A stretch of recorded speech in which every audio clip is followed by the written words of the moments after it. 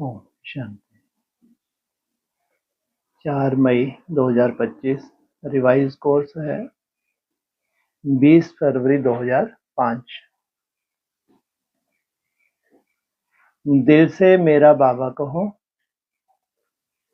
और सर्व अविनाशी खजानों के मालिक बन बेफिक्र बादशाह बनो। भक्ति मार्ग की तरह नहीं। भक्ति मार्ग में कैसे करते हैं? मेरा बाबा मीठा बाबा प्यारा बाबा इसके धुन लगाते हैं, लेकिन यहाँ क्या बोला? दिल से मेरा बाबा कहो और सर्व अविनाशी खजाने किससे मिलते हैं? बाप से।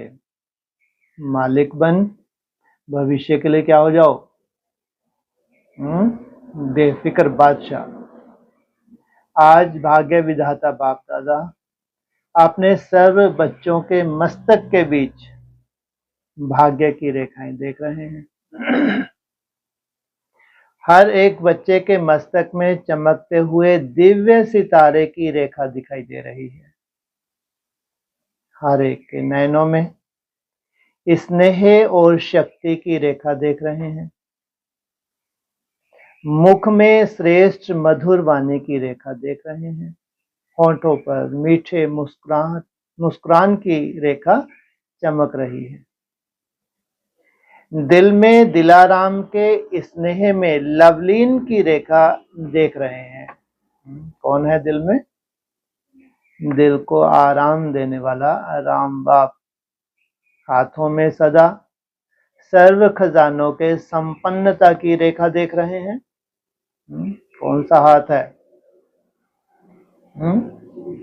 बुद्धि रूपी हाथ भी है। पांव में हर कदम में पद्म की रेखा देख रहे हैं और तुम थक जाते हो। अमृत वेले कितना समय मिलता है तुमको पद्मों की कमाई जमा करने के लिए? बोलो। हैं जी? 3 घंटे। कोई को 3 घंटे मिलते हैं तो कितने से कितने? 2 से 5।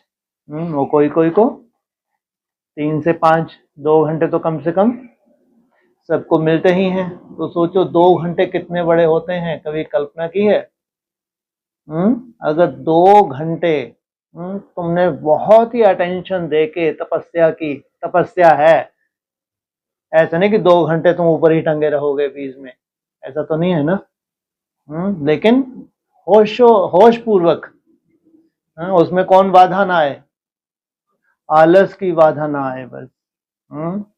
जिस दिन तुमको आलस रिंचक मात्र भी नहीं है और तुमने 2 या 3 घंटे जो मिले पूरी, तो समझो ये सतो प्रधान अवस्था है तुम्हारी। तपस्या में भी 3-4 अवस्थाएं हैं हमारी। तपस्या में भी सतो प्रधान अवस्था, सतो सामान्य और रजो और तमो, सोचो तो तीनों चारों ये तपस्या कर रहे हैं। तो प्राप्ति अच्छी किसको होगी? जो होशो हवास में कर रहे हैं। तामसी बताया है आलस और ये प्रमाद क्या है? ये कौन सा गुण है? ये तामस है। ये बार बार इंटरफेयर कर रहा है, तो ये मत सोचो कि तुम बहुत उड़ के कहीं पहुंच जाओगे। इसलिए इसको कंट्रोल करने में ऐसा नहीं कि असंभव है, ये तुम्हारा मात्र के अलवेलापन है, टाइम वेस्ट हो रहा है, ये भी तुम्हारे अपने हिसाब किताब। तो नहीं तो बाबा ने क्या कहा? पांव में हर कदम में पद्म की रेखा देख रहे हैं। किसके पांव में दिखाते हैं पद्म की रेखा? वाह क्या बात है। हिस्ट्री में भी बताते हैं। एक स्वामी नारायण हुए हैं, उनके पांव में क्या थी? पद्म की रेखा बताते हैं। और शास्त्रों में कृष्ण के पांव में क्या दिखाते हैं? तो ऐसा श्रेष्ठ भाग्य सारे कल्प में किसी का नहीं होता जो आप बच्चों को इस संगम युग में भाग्य प्राप्त हुआ है। ऐसा अपना भाग्य अनुभव करते हो। इतने श्रेष्ठ भाग्य का रूहानी नशा अनुभव करते हो। इतना श्रेष्ठ भाग्य का कौन सा नशा? जिस्मानी नशा है तो बार बार क्या होते जाएंगे? नशा गायब होता जाएगा। जितने ही तुम ज्ञानी तो आत्मा, उतना तुम्हारा नशा गायब। क्योंकि अब भक्ति मार्ग जो खत्म होने जा रहा है? भक्ति मार्ग में नशा ज्यादा होता है, ज्ञान मार्ग में ज्यादा होता है? भक्ति मार्ग में तो बहुत नशा, कापारी नशा होता है, और वो तुम्हारा फकुर क्या हो जाएगा? फकुर क्या बोलते हैं? खल्लास होने को क्या बोलते हैं? खल्लास ही कह लो, टोटली खल्लास। तुम्हारा चेहरा ऐसा हमेशा ही नुचड़ा सा दिखने वाला है, क्योंकि भक्ति मार्ग जो नहीं है। अब वे धीरे धीरे खिलोगे, कली बनोगे, कली से क्या बनोगे? गुल बनोगे। फूल धीरे धीरे, खिलावट में थोड़ा सा टाइम तो लगता है ना, नुचड़ गए ना, वो जो संस्कार थे वो कहीं दिख ही नहीं रहे, भक्ति के संस्कार। सोचो भक्ति कितनी राहत देती है। कैसे उड़ रहे हैं सफेद कपड़े पहन पहन के, लेकिन कल गए कि गए, समझो लंगड़े, क्या हालत है। ये भक्ति कितना इनको आनंद दे रही है अपने आप का, लेकिन है क्या? एक स्वपन मात्र है। और तुम्हारे बस यही नस पकड़ी है बाबा ने, कौन सी? भक्ति। तुम्हारे चाहे तुम्हारा चेहरा नुचड़े या कैसा भी पड़े, लेकिन तुम्हारे में क्या, में कौन सा संस्कार नहीं रहने देंगे? भक्ति का संस्कार तो रहेगा ही, पक्का है। कभी भी तुम्हारे चेहरे पे भले किसी को चमक दिखाई ना दे, क्योंकि अब गैसी गुब्बारे नहीं बनते हो तुम। गैसी गुब्बारे बनते हो, चेहरा खिला रहता है, कल भले ही मुरझा जाए, लेकिन जब सच्चाई तुमको बुद्धि में बैठती है तो एक्यूरेट नक्शा तुम्हारे सामने आ जाता है। फिर तुम्हारे में बढ़ती है धैर्यता, जो योगियों का सबसे बड़ा गुण है, भोगियों का नहीं। योगियों का सबसे बड़ा गुण कौन सा है? धैर्यता। जिसके अंदर धैर्यता आने लगी तो समझो उसके क्वेश्चन समाप्त होने लगे, क्योंकि वो कुछ कर रहा है तो आदमी तो कल रिजल्ट निकलनी है। ये है धैर्यता। उसको कोई छटपटाहट नहीं है, 27 निकल गया, 31 ने, 34 ने, 47 आ गया, 76 आ गया, उसको कोई छटपटाहट नहीं। लेकिन जो वो कर रहा है हर सेकंड, क्या बोल रहे हैं? पदम। सोचो आप, तुम्हारे कदमों में पदम। ये सच्चाई है, भगवान के महावाक्य हैं। तो जो आप बच्चों को इस संगम युग में भाग्य प्राप्त हुआ है, ऐसा अपना भाग्य अनुभव करते हो, इतने श्रेष्ठ भाग्य का रूहानी नशा अनुभव करते हो। कौन सा नशा? रूहानी नशा। दिल में स्वतः गीत बजता है, वाह मेरा भाग्य। बार बार कहाँ टिकते हो? क्योंकि रूहानी बच्चे जो हो, इसे दिल से कौन सा गीत बजता है? वाह मेरा भाग्य। यह संगम युग का भाग्य अविनाशी भाग्य हो जाता है। क्या? संगम युग तो छोटा सा है, लेकिन तुमको कौन सी क्वालिटी दे गया ये? अविनाशी। क्यों? अविनाशी बाप द्वारा अविनाशी भाग्य प्राप्त हुआ है। मिला भी कौन है? कैसा तक तो मिला है, वो अविनाशी है। कैसा बनाएगा तुम्हारा भाग्य भी? ऐसे तो 9 लाख का भाग्य भी कितने जन्म लेते हैं? 84। तो उनका भाग्य भी क्या कहेंगे? अविनाशी कहेंगे, नहीं कहेंगे? लेकिन जब प्रजा है, दुख शांति नहीं है, लेकिन गरीब प्रजा भी है तो साहूकार प्रजा भी है। तो उनके मुकाबले प्रिंस प्रिंसेस हैं, या साहूकार प्रजा है, नंबरवार तो है ना? नहीं है। तो अविनाशी कहाँ से शुरुआत होती है? संगम युग से ही पूरी शूटिंग होती है। तो अविनाशी बाप द्वारा अविनाशी भाग्य प्राप्त हुआ है, लेकिन प्राप्त इस संगम पर ही होता है। इस संगम युग पर ही अनुभूति करते हो। यह विशेष संगम युग की प्राप्ति अति श्रेष्ठ है। यहां तुम अनुभूति करते हो सब की सब, ब्रॉड ड्रामा में नहीं। ये जन्म तुम्हारा खल्लास हुआ तो सब कुछ भूल गया। सोचो कितना श्रेष्ठ ये तुम्हारा जन्म है। जितनी जितनी तुम्हारे में एकाग्रता बढ़ती जाती है, वैसे वैसे तुम क्या करोगे? बहुत अच्छे से हर चीज को रियलाइज करोगे, हर चीज को ज्ञान सहित। माना इधर मुरली के जो महावाक्य हैं उनको अर्थ सहित तुम क्या करोगे? रियलाइज करोगे। तो ऐसे श्रेष्ठ भाग्य का अनुभव सदा इमर्ज रहता है, या कभी मर्ज कभी इमर्ज रहता है। तो कितना अंतर है। जब ज्ञान की शुरुआत हुई तो कौन सी लीला थी? साक्षात्कार। कितना उड़ाया, कितना उड़ाया, आज तक कुछ भी हाथ नहीं आया। कितना सुंदर स्लोगन। कितना उड़ाया, कुछ भी हाथ नहीं आया। ये होता है भक्ति मार्ग। और कहाँ ज्ञान मार्ग? तुम्हारी मन बुद्धि को सूक्ष्म कर देता है, तुमको एक्यूरेट साक्षात्कार होते हैं, एक समझ आ जाती है। सोचो कितनी बड़ी बात है ये। तो ऐसे श्रेष्ठ भाग्य का अनुभव सदा इमर्ज रहता है या कभी मर्ज कभी इमर्ज। और पुरुषार्थ क्या किया, इतने बड़े भाग्य की प्राप्ति के लिए पुरुषार्थ कितना सहज हुआ। सिर्फ दिल से जाना, माना और अपना बनाया, मेरा बाबा। क्या दिल से पहचाना, मैं बाबा का, बाबा मेरा, मेरा मानना और अधिकारी बन जाना। अधिकार भी कितना बड़ा है।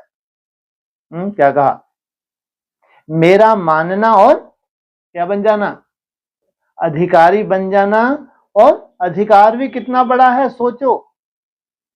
कोई पूछे क्या क्या मिला है तो क्या कहेंगे, जो पाना था वह पा लिया। कितना सुंदर स्लोगन, अंडरलाइन। पाना था सो पा लिया। क्या पा लिया, जो बाप ने पाया वो सब कुछ पा लिया। अगर कोई पूछे पाना था सो पा लिया, माना जिसको तुम फॉलो कर रहे हो, जो उसने पाया वो सब मुझे मिला है, तो इससे बड़ी प्राप्ति क्या होगी। इतना निश्चय और नशा। अप्राप्त नहीं कोई वस्तु परमात्म खजाने में। ऐसे प्राप्ति स्वरूप का अनुभव कर लिया व कर रहे हैं। भविष्य की बात अलग है, जिस भविष्य को लेकर अक्सर ब्राह्मण जीते हैं, जबकि वो तो एक स्वप्न मात्र है। इसे कहा भविष्य की बात अलग है, इस संगम युग का ही प्राप्ति स्वरूप का अनुभव है।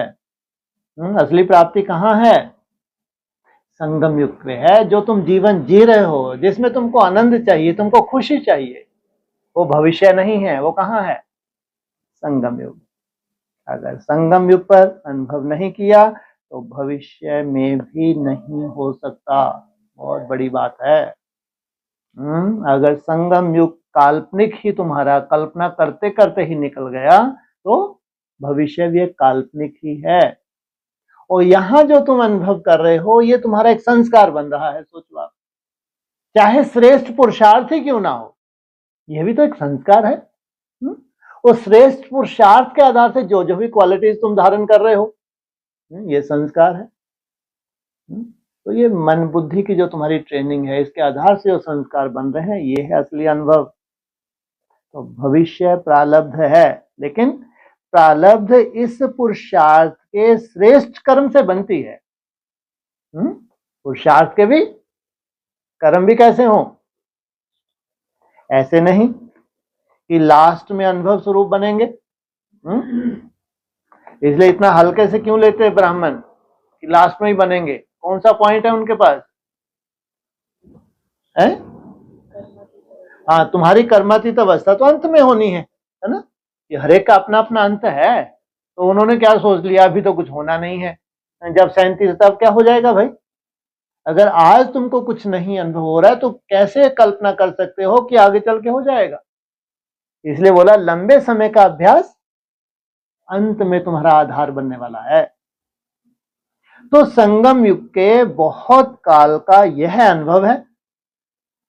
जीवन मुक्त का विशेष अनुभव अब का है। जीवन बंद और जीवन मुक्त। सोचो, कहां जीवन बंद, कौन सा गर्भ है, गर्भ जेल है। कहां जीवन मुक्त, कहां है, सोचो।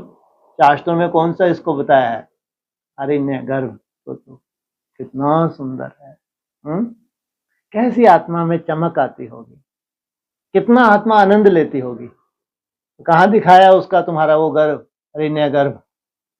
सीढ़ी के बाहर जो प्रकाश में तुम ऊपर जाते हो, ये तुम्हारा ही यादगार कहाँ पे है, ये शास्त्रों में है। अंदर तो फिर भी क्या है, सीढ़ी के अंदर जैसे फंसे हुए हो।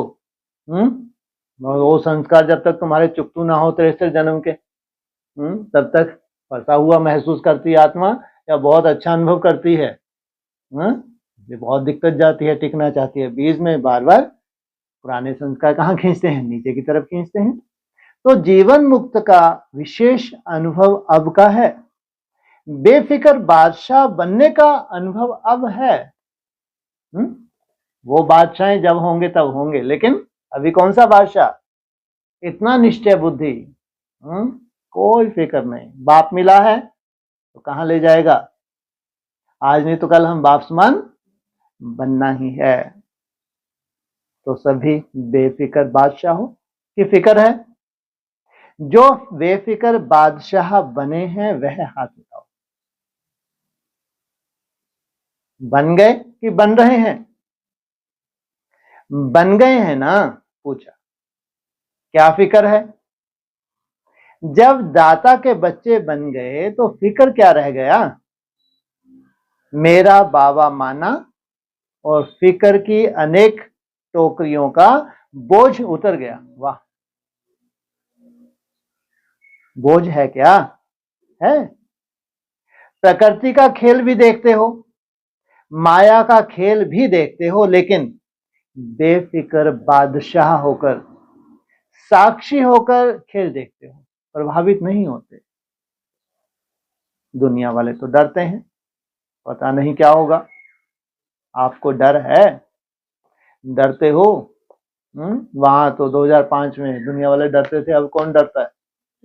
ये ब्राह्मण डर रहे हैं चौथी अवस्था में। और बाबा अपने सूर्यवंशी बच्चों को पूछते हैं नई दुनिया में, तुम भी डरते हो?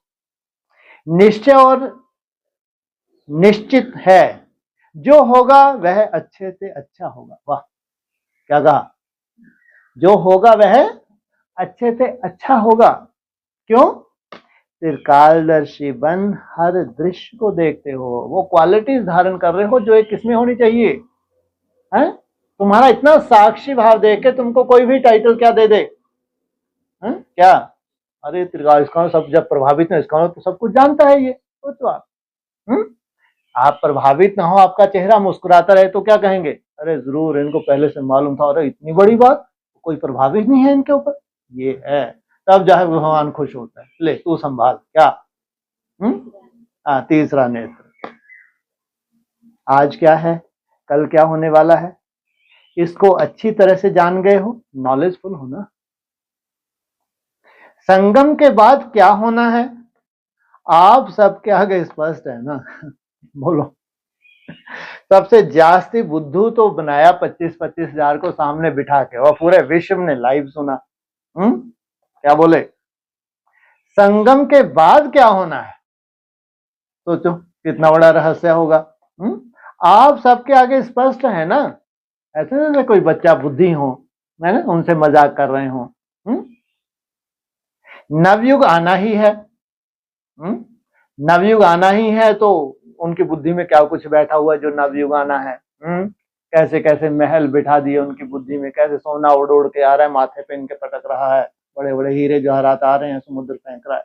सोचो कैसी कल्पनाएं हैं भैया, हद हो गई है। तो पूछा इसलिए, नवयुग आना ही है, ये तो पक्का है।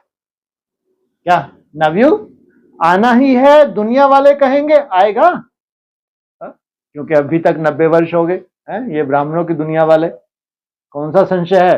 अरे जब 90 वर्ष में नहीं आएगा, 10 साल में क्या हो जाएगा, है? तो ये प्रश्न क्या करते हैं, एक दूसरे को करते हैं, ये महारथी करते हैं, बड़े बड़े दिग्गज जोनल इंचार्ज जो है, ये आपस में मीटिंग करते हैं।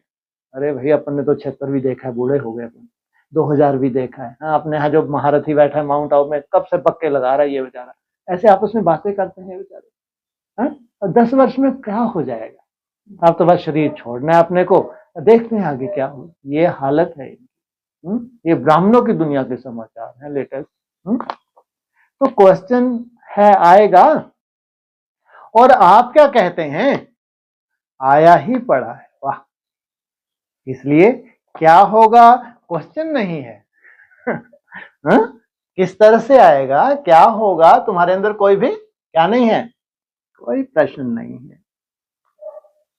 पता है स्वर्ण युग आना ही है, कौन सा, कितनी सच्चाई सफाई है एक एक के अंदर, कितनी सच्चाई को बहुत अच्छे से घोट चुके हैं। सोचो आप, रात के बाद अब संगम प्रभात है। किसके बाद, रात के बाद, रात कब हुई, मुरली के हिसाब, 7 बजे से 12 बजे तक मुरली में क्या बोला है, रात 19 में क्या बजे? 7, और 24 में क्या बजे? 12, रात के 12 बजे। तो रात के बाद अब संगम प्रभात है, संगम प्रभात में भी तुम किस वेला की इंतजार कर रहे हो? 2, 2:30 कह लो, 2:30, 3 कह लो। उठे तो तुम 1 बजे से हो, तुम्हारी तो बातें तो निराली। कब से उठ गए? कोई झुटके उठके भी नहीं है आजकल, तो ऐसा लगता है। गुड, वेरी गुड, बहुत सुंदर। अमृत वेला है, अमृत वेले के बाद दिन आना ही है, क्यों चिंता कर रहे हो? सन इंतजार कर रहा है राइज होने के लिए, क्यों? क्या बोल रहे? जब अमृत वेला तुम्हारा इतना सुंदर हो गया तो दिन आना ही है। कब बोल रहे हैं ये? 2005, और अभी 2025। निश्चय जिसको भी होगा वह निश्चिंत, जिसको निश्चय होगा। दिन में कोई ठोकरे नहीं होती, ध्यान रखना। और अमृत वेले तुम खूब भगवान को याद करते हो, ठोकरों का तो नामो निशान नहीं है तुम्हारे पास। भले ही अमृत वेला में सनराइज नहीं है, बहुत उजाला नहीं है, लेकिन भगवान ने तुम्हारा हाथ पकड़ रखा है। क्या बोलते हैं बाबा, किसके साथ मीटिंग करता हूं? बच्चों के साथ मीटिंग का टाइम है अमृत वेला, खास बच्चों के लिए फिक्स है। सोचो, वहां भगवान तुम्हारे साथ है। और क्या होने वाला है? सूर्य उदय होने वाला है। कितना टाइम है सूर्य उदय होने में? कितने बजे हो जाता है? 5-6 तो लंबा हो जाता है। तो बोलो ना, बस हो ही, जैसे ही हुआ तुरंत तुम सामने खड़े हो गए जाके, है जी। 4:45 बोलते हैं ना, अमृत वेला 1 बजे से लेके 4:45। तुमको इस सर्दी में थोड़ी बैठो कि 6-7 बजे तुम्हारा सनराइज होगा। सर्दी में सनराइज कितने बजे होता है? जो पुरुषार्थ में ठुठर रहे हैं, पुरुषार्थ हो ही नहीं पा रहा, तो ये इंतजार करें 6-7 बजे तक कब सनराइज होगा। तुम्हारे अंदर तो गर्मी है, कितनी सुंदर गर्मी है, पुरुषार्थ सूर्यवंशी हो। और तुम्हारा सनराइज कितने बजे हो जाता है? 4:45, 4:30, 4:45। तो अमृत वेले के बाद दिन आना ही है। निश्चय जिसको भी होगा वह निश्चित, निश्चिंत, कोई चिंता नहीं होगी, बेफिक्र। विश्व रचता द्वारा रचना की स्पष्ट नॉलेज मिल गई है, तो कितनी निश्चिंतता होगी। वेला निकाल लो, 12 बजे, 24, 1 बजा, आगे बढ़ो, 26, 2, 27, 3, 28, 4, 29, थोड़ा पीछे आ जाओ, सोचो आप, मैं ज्यादा 28 लास्ट। सोचो, इसलिए 27, 28 बाबा ने बोला। तुम बच्चों को तमो प्रधान से सतो प्रधान बनने के लिए कितना समय लगता है? 40 से 50 वर्ष। क्योंकि जब सनराइज होना है तो ये नहीं हो सकता किसी की तरह कोई अंधकार हो। जो बच्चे सतो प्रधान स्टेज पकड़ते हैं वो अपने प्रति कैसे हो जाते हैं? जैसे अपने पांव पे खड़े हो गए, लड़खड़ाते नहीं है। ये इतना निश्चय बुद्धि है अपने भविष्य को लेकर। इनको कहते हैं जैसे कि सतो प्रधानता की शुरुआत है। तो बाप दादा देख रहे हैं सभी स्नेह, बच्चे स्नेह के, सहयोग के और संपर्क के प्यार में बंधे हुए अपने घर में पहुंच गए। अपने घर में, कौन सा घर है तुम्हारा? हैं जी, लो, तुम अपने घर में पहुंचे हो।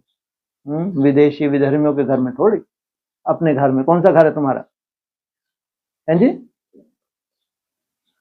परम धाम को हो, बैकुंठ की स्टेज को हो।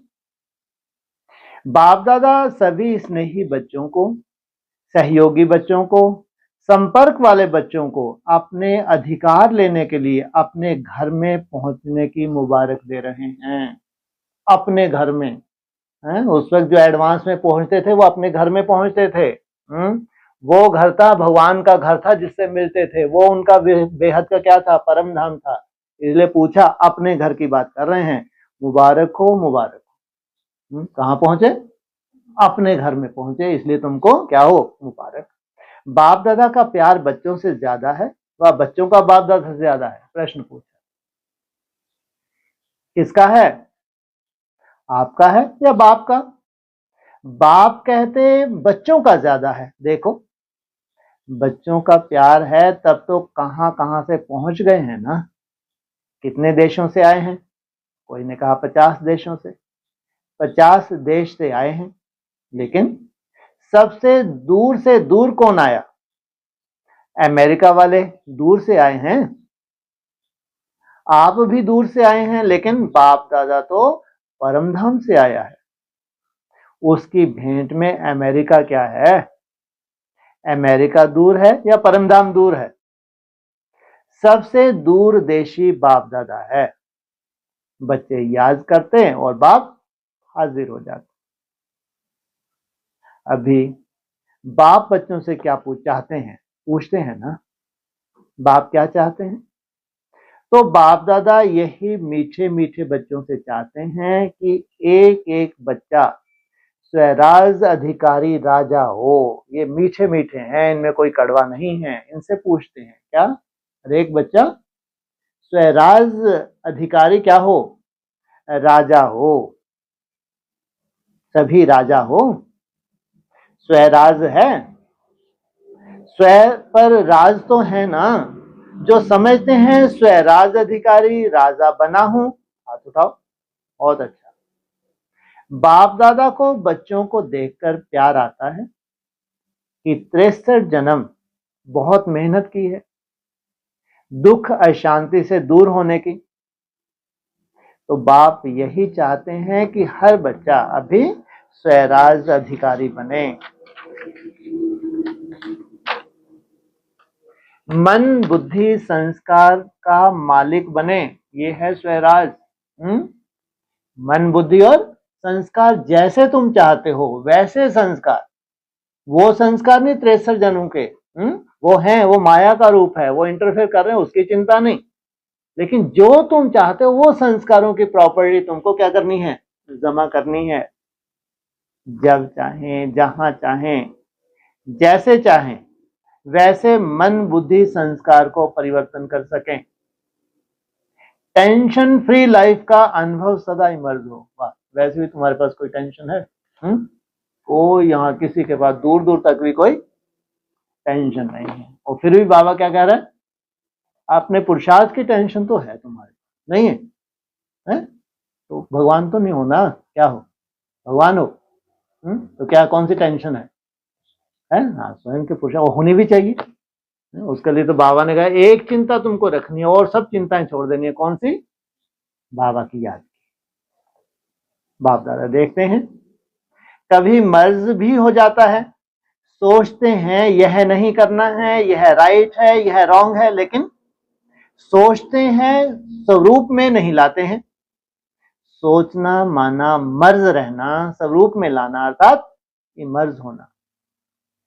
समय के लिए तो नहीं इंतजार कर रहे हो ना। किसको देख रहे हैं?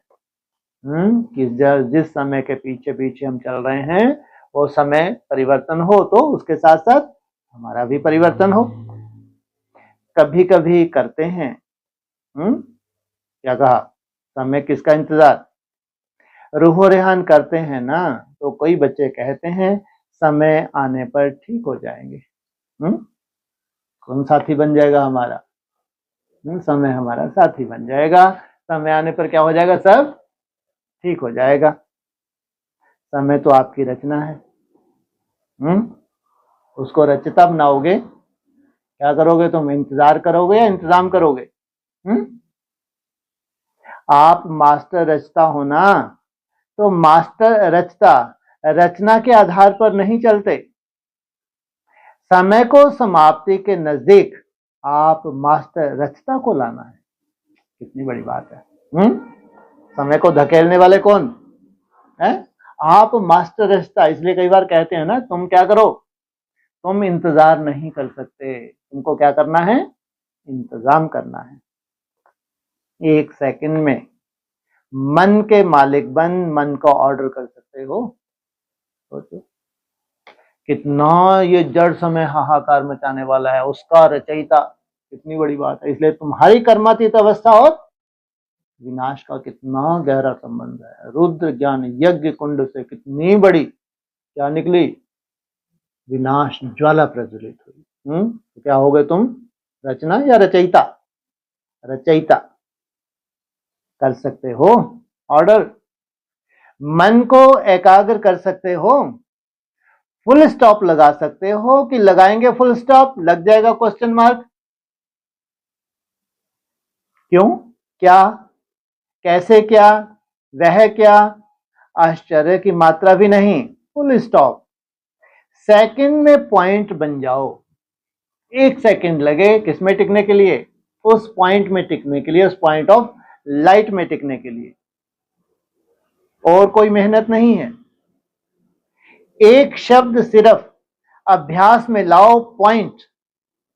कौन सा शब्द? एक शब्द है, कौन सा? पॉइंट। पॉइंट स्वरूप बनना है, वेस्ट को पॉइंट लगानी है, वेस्ट का क्या करना है? विस्तार नहीं करना है, उसको पॉइंट लगानी है। और महावाक्य जो सुनते हो उस पॉइंट पर मनन करना है। हमको पॉइंट में टिकने के लिए जो हमारे लिए महावाक्य हैं उनके ऊपर क्या करना है? मनन करना है, और कोई भी तकलीफ नहीं है। इससे बड़ी कोई तकलीफ होगी? क्या बोलते हैं? सबसे बड़ी तकलीफ है देहभान से दूर जाना, और कोई तकलीफ तुमको ये नेचुरल हो जाए कि ये तो मेरा संस्कार ही है जो मेरे को धारण करना है। तकलीफ कब है? जब मेहनत करके पता नहीं कब देहभान खत्म होगा, कब आत्म भान में टिकेंगे, ये तुमको भारी कर देता है। अगर तुमको अपना आदि और अनादि स्वरूप उतना निश्चय हो जाए तो पॉइंट याद रखो, पॉइंट लगाओ, पॉइंट बन जाओ। कितना सहज है, क्या कहा? पॉइंट याद रखो, पॉइंट लगाओ, पॉइंट बन जाओ। पहले क्या करेंगे? याद रखेंगे, फिर लगाएंगे, फिर परमानेंट स्वरूप बन जाएंगे। यह अभ्यास सारे दिन में बीच बीच में करो। पहले पॉइंट याद रखो, फिर लगाओ, और फिर बन जाओ। कितने भी बिजी हो, लेकिन यह ट्रायल करो। 1 सेकंड में पॉइंट बन सकते हो। जब बहुत बिजी हो तो क्या मेहनत करें कि 1 सेकंड में मेरे संकल्प रुक सकते हैं।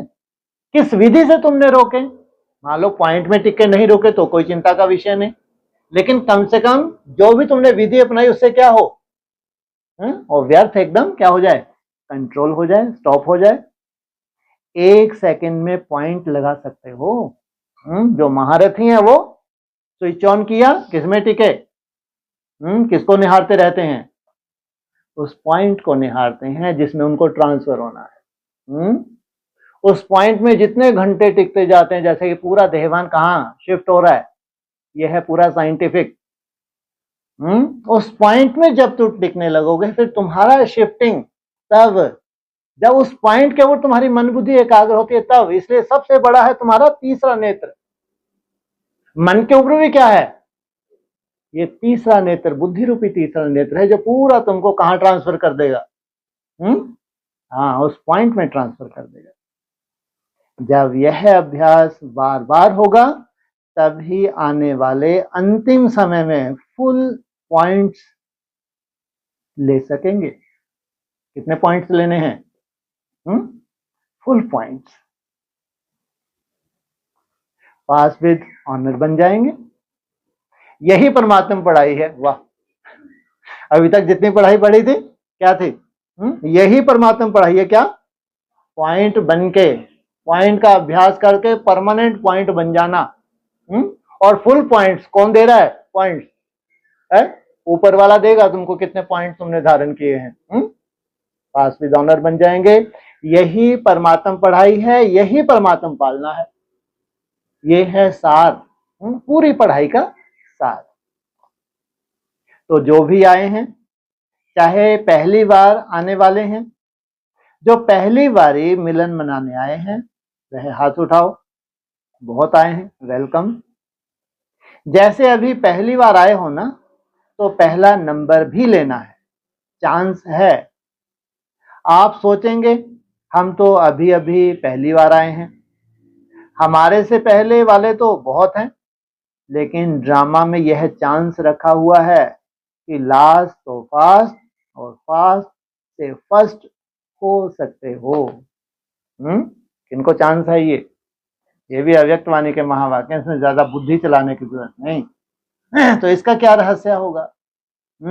Last of fast, fast of first भी तुम जा सकते हो। हाँ, अरे कुछ ना कुछ पिछले जन्म में भी संस्कार धारण किए होंगे, नहीं किए होंगे? नहीं किए होंगे। वो संस्कार भी तो जंप देते हैं। हमारी गाड़ी कहीं अटकी हुई थी, बहुत दिनों से अटकी थी, कहीं से जंप ही नहीं मिल रहा, रोज सुन रहे हैं, थोड़ा नशा चढ़ता, जाके फिर वैसे ही चढ़ता फिर जाए, लेकिन कोई ऐसा नहीं मिल रहा। क्या पीछे से जैसे कि है, तो तुम्हारी जो पिछली प्रॉपर्टी है तो अचानक तुमको कैसे धक्का दे तुमको थोड़ी मालूम। मालूम है क्या? तो क्या हो जाएगा उस वक्त? Last of fast, fast of first. Chance है, और चांस लेने वालों को बाप दादा चांसलर कहते हैं। तो चांसलर बनो, बनना है ना चांसलर। नहीं तो तुमने ज्यादा परिभाषा जान ली। कौन कौन सी? फेल और पास की परिभाषा जान ली, 33% 33% से कम मार्क्स की परिभाषा जान ली, 33 वर्ष की परिभाषा जान ली है, 40-44 वर्ष की परिभाषा जान ली। अच्छा, बुद्धि के ज्यादा होते हैं तो उनको तो परिभाषा ही चाहिए। जितनी जास्ती परिभाषा उतने समझो जास्ती क्या होने वाले हैं? क्वेश्चन खड़े होने वाले हैं। अरे ये जो मुरली की परिभाषा है, बाप जाने बाप के बच्चे जाने, हमको क्या करना है? हर सेकंड क्या करना है? अविनाशी बनाना है, हर सेकंड जीवन मुक्त बनाना है। सोचो आप, संगम युग का जो आनंद है, जो वास्तविक आनंद है, भविष्य नहीं है, वर्तमान को जीना है और बहुत सुंदर तरीके से जीना है। इस मेहनत में तुम्हारी सबसे बड़ी सुंदरता है। तो बनना है चांसलर, चांसलर बनना है। जो समझते हैं चांसलर बनेंगे वह हाथ उठाओ। चांसलर बनेंगे, वाह मुबारक। बाप दादा ने देखा यहां तो जो भी आए हैं वह सब वो हाथ उठा रहे हैं, मेजॉरिटी उठा रहे हैं। मुबारक हो, मुबारक हो। बाप दादा ने आप सभी आने वाले मीठे मीठे प्यारे प्यारे बच्चों को विशेष याद किया है। क्यों याद किया? आज सभा में देश विदेश के बहुत से वीआईपी बैठे हैं। क्यों निमंत्रण दिया पता है? देखो, निमंत्रण तो बहुतों को मिला, लेकिन आने वाले आप पहुंच गए हो क्योंकि बाप दादा ने याद किया है। क्योंकि बाप दादा जानता है जो भी आए हैं वह स्नेही सहयोगी से सहज योगी बनने वाले क्वालिटी है। ये हैं बेहद के वीआईपी, वो हैं हद के वीआईपी। जो बेहद के वीआईपी हैं वो क्वांटिटी है या क्वालिटी है? कोई कोई मंद बुद्धि होते हैं, उनको क्या चाहिए होता है? गैसी गुब्बारे। ढेर सारे गैसी गुब्बारे इकट्ठे हो जाएं तो इनको लगता है बहुत बड़ी क्या धारण करवा दी इन्होंने। हाँ, क्वांटिटी नहीं है इसमें, सॉरी क्वालिटी नहीं है। क्या इकट्ठा कर लिया? कचरा इकट्ठा कर लिया। ये सब जब उड़ेंगे आगे चल के क्या करेगी माया? एक एक को ठोंसा मारेगी और नीचे परमानेंट। तो ऐसे गैसी गुब्बारों की फौज इकट्ठी नहीं करनी चाहिए, लेकिन क्वालिटी वाला एक शेर, कितनी बड़ी बात है। कहां शेर का एक बच्चा क्वालिटी वाला और कहां गीदड़ों की सोचो फौज। तो क्या कहा? ये हद के हैं या बेहद के वीआईपी? बेहद के वीआईपी हैं। सोचो कितनी सुख शांति आने वाली है इनके पास। इनके चेहरे से ही दूसरों को राहत मिल जाए। इनका चेहरा निहारा तो कहां पहुंच गए? शांति में पहुंच गए।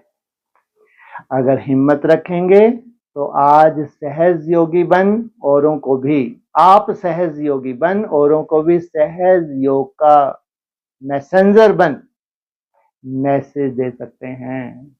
क्या होने वाले हो आप? सोचो, आज वो 10-15 सेकंड के लिए भी मेहनत लगती है। ये मेहनत नहीं, सहज हो जाए।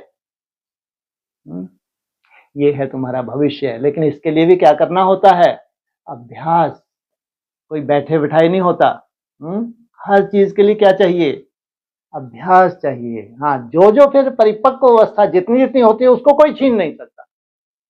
इंटरनल जो जो एकाग्रता की स्टेज में तुम जा रहे हो वो कभी भी कोई छीन नहीं सकता, वो है परमानेंट। मैसेज देना अर्थात गॉडली मैसेंजर बनना। क्या बनाना है तुमको? कैसे योगी? सहज योगी। आत्माओं को दुख अशांति से छुड़ाना है। जो ब्राह्मण चौथी अवस्था में पहुंच गए तो इनके बाहर निकलने का आधार क्या है? भगवान की याद। फिर भी आपके ही भाई बहन है ना, कौन है ये? तो अपने भाई व बहनों को गॉडली मैसेज देना अर्थात मुक्त करना, इसकी दुआएं बहुत मिलती हैं। किसी भी आत्मा को दुख अशांति से छुड़ाने की दुआएं बहुत मिलती हैं, और दुआएं मिलने से अतीन्द्रिय सुख, आंतरिक खुशी की फीलिंग बहुत आती है। क्यों? क्योंकि खुशी बांटी ना, तो खुशी बांटने से खुशी बढ़ती है। तुम जितनी बांटते हो उतनी तुम्हारी बढ़ती है। सभी खुश हो। विशेष बाप दादा मेहमानों से नहीं, अधिकारियों से पूछते हैं। अपने को मेहमान नहीं समझना, अधिकारी हैं, तो सभी खुश हैं। हाँ, आप आने वालों से पूछते हैं। कहने में आता है मेहमान, लेकिन मेहमान नहीं हो, महान बनाने वाले हो। इस तरफ तो कोई देखता ही नहीं है भाई। वो तुम देख तो रहे हो ना? तुमने थोड़ा सी जिज्ञासा तो की देखने की है? इतना बड़ा पर्दा डला हुआ है, फिर भी तुमने पर्दा उठा के कम से कम देखने की कोशिश तो की। तो क्या बनने वाले हो? महान बनाने वाले हो। तो पूछो, खुश हैं? खुश हैं तो हाथ हिलाओ। सभी खुश हैं। अभी जाकर के क्या करेंगे? खुशी बांटेंगे ना। सबको खूब खुशी बांटना। जितनी बांटेंगे उतनी बढ़ेगी। ठीक है? अच्छा, खूब ताली बजाओ। सभी ने खूब तालियां बजाई। जैसे अभी ताली बजाई, ऐसे सदा खुशी की तालियां ऑटोमेटिक बजती रहें। अच्छा, बाप दादा सभी टीचर्स को कहते हैं, टीचर अर्थात जिसके फीचर से फ्यूचर दिखाई दे। ऐसी टीचर होना, आपको देखकर स्वर्ग के सुख की फीलिंग आए, शांति की अनुभूति हो, चलते फिरते फरिश्ते दिखाई दें। ऐसी टीचर होना अच्छा है। चाहे प्रवृत्ति में रहने वाले हैं, चाहे सेवा के निमित्त बने हुए हैं, लेकिन सभी बाप दादा समान बनने वाले निश्चय बुद्धि विजयी हैं। कैसे बनने वाले? बाप दादा समान। चारों ओर के चाहे साकार रूप में सामने हैं, चाहे दूर बैठे भी दिल के नजदीक हैं, ऐसे सदा श्रेष्ठ भाग्यवान आत्माओं को, सदा निमित्त बन निर्माण का कार्य सफल करने वाले विशेष आत्माओं को, सदा बाप के समान बनने के उमंग उत्साह में आगे बढ़ने वाले हिम्मतवान बच्चों को, सदा हर कदम में पद्मों की कमाई जमा करने वाले बहुत बहुत वर्ल्ड में पद्म गुना धनवान। क्या वर्ल्ड में? कौन सा वर्ल्ड है? तुम्हारा अपना ही विश्व है। पद्म गुना धनवान भरपूर आत्माओं को बाप दादा का याद प्यार और नमस्ते। डबल विदेशी निमित्त बड़ी बहनों से। अच्छा, सर्विस का सबूत दे रहे हैं, इससे भी आवाज फैलेगा। अनुभव सुनाने से औरों का भी अनुभव बढ़ता है, तो बाप दादा खुश हैं। फॉरेन की सेवा में निमित्त बनने वाले अच्छे उमंग उत्साह से सेवा में बिजी रहते हैं। गए देश से हैं, लेकिन विदेश वालों की सेवा ही निमित्त बन के कर रहे हैं। जैसे वहां के ही हैं।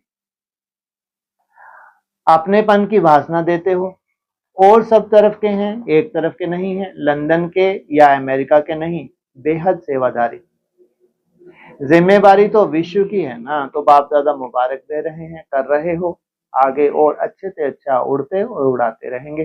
अच्छा, पर्सनल मुलाकात। सभी होली और हैप्पी हंस हो। हंस का काम क्या होता है? हंस में निर्णय शक्ति बहुत होती है। तो आप भी होली हैप्पी हंस व्यर्थ को समाप्त करने वाले, समर्थ बनाने वाले हो। सभी एवर हैप्पी। अभी कभी दुख को आने नहीं देना। दुख को डाइवोर्स दे दिया, तभी तो दूसरों का दुख निवारण करेंगे ना। तो सुखी रहना है, सुख देना है, यह काम करेंगे ना। यहां से जो सुख मिला है वह जमा रखना। कभी भी कुछ भी हो ना, बाबा मीठा बाबा, दुख ले लो, अपने पास नहीं रखना। खराब चीज रखी जाती है क्या? दुख अपने पास लेना है या किसकी झोली में डालना है? तो दुख खराब है ना, तो दुख निकाल दो, सुखी रहो। तो यह है सुखी ग्रुप और सुखदाई ग्रुप। चलते फिरते सुख दाता रहो, कितना आपको दुआएं मिलेंगी। तो यह ग्रुप ब्लेसिंग के पात्र हैं। तो सभी खुश हैं ना? अभी मुस्कुराओ, बस मुस्कुराते रहना, खुशी में नाचो। अच्छा, ओम शांति।